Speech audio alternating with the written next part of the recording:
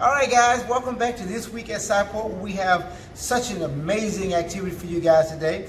I am Kenneth, your demonstrator, and this is going to be chocolate chip cookie archaeology. That's a tongue twister. Try saying that more than 5 times twice. All right, guys, so these are going to be the materials that you're going to need today. So one thing you're going to use is going to be your script, and it's going to be a guide to kind of lead you through what you're going to be doing.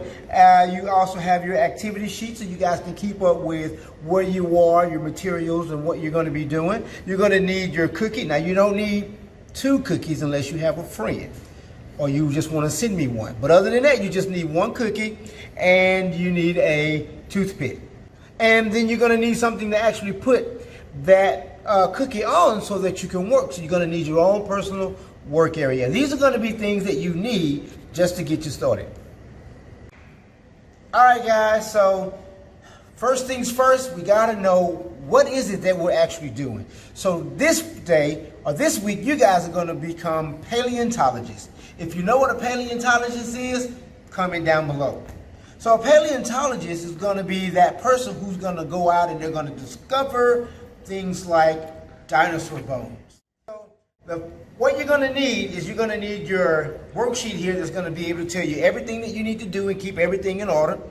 And so with your worksheet, you need your work area. And your work area is going to help us become the best paleontologists that we can be. And if you know what a paleontologist is, comment down below.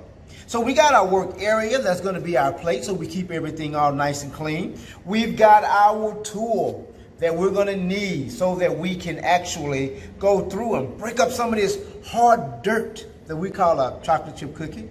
And we're going to mine for the chocolate chips inside. Now, if you can get your chocolate chip out perfectly without having any extra cookie on it, then you are the best paleontologist that I've ever met. But if you can't, don't worry about it, guys. It's okay. Even I make mistakes.